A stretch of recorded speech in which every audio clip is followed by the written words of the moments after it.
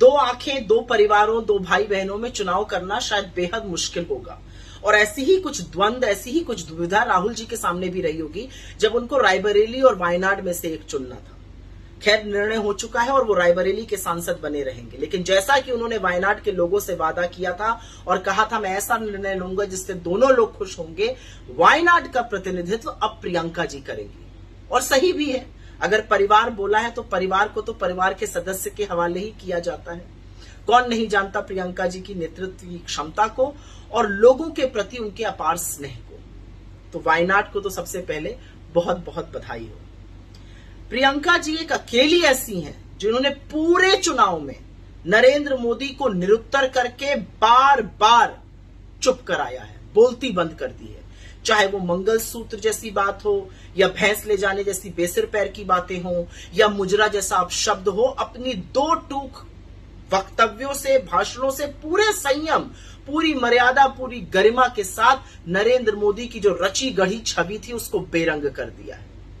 मैंने प्रियंका जी को बड़े करीब से लड़ते हुए देखा और क्या कमाल का लड़ती हैं। वो पूरी शिद्दत से लड़ती हैं, बेहद मेहनती हैं, बेहद जुझारू हैं और सबसे ज्यादा बेहद निर्भीक हैं।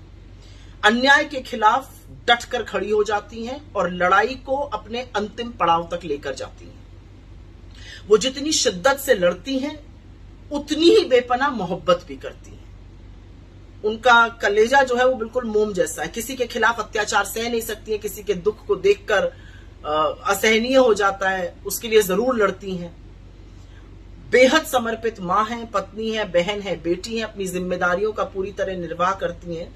और सबसे बड़ी बात यह है कि बड़े बड़े मुद्दों पर पकड़ रखती हैं, लेकिन उतनी ही तल्लीनता से छोटी छोटी बातों का भी ख्याल रखती हैं और यह उनको बेहद खास बनाता है। बहुत सारे लोगों में उनको इंदिरा जी की छवि नजर आती है, मुझे उनमें एक बहुत उन्मुक्त, बेपरवाह हंसती हुई, साहसी, सहृदय और संघर्ष करने वाली योद्धा नजर आती है। और इधर राहुल जी ने तो कमाल कर दिया। जो 5 पीढ़ियों का संबंध था उत्तर प्रदेश से वो और प्रगाढ़ हो गया। प्रयागराज से जो जड़ें निकली थी वो अब सिर्फ रायबरेली या अमेठी नहीं पूरे उत्तर प्रदेश में फैल चुकी हैं। उनके इस नतीजे से बीजेपी के माथे पर पसीना आना लाजमी है, क्योंकि सीएसडीएस का एक सर्वे हुआ था जिसमें बताया गया था कि उत्तर प्रदेश में लोगों की जो प्रथम प्रधानमंत्री की चॉइस है वो राहुल जी हैं। मोदी, योगी सबसे कहीं आगे। उनके इस निर्णय का दूरगामी परिणाम होने वाला है। जो 10 विधानसभा के उपचुनाव होंगे उसकी जीत की जो शुरुआत होगी वो 2027 की आंधी में बदलेगी। राहुल जी का यूपी में डटे रहना, जिस यूपी में बीजेपी हाफ हो चुकी है, उसको पूरी तरह से साफ कर देगा, इसमें मुझे कोई संदेह नहीं है। लेकिन जरा एक बार सोचिए कि सदन में बीजेपी राहुल जी से पार नहीं पा रही थी, उनका कुछ नहीं कर सकती थी, समझ में नहीं आ रहा था क्या करें। और अब वहां पर प्रियंका जी भी होंगी और वहां पर इंडिया गठबंधन के और तमाम प्रबल नेता होंगे। तो कुर्सी की पेटी बांध लीजिए, क्योंकि सदन का तापमान तो बढ़ने वाला है।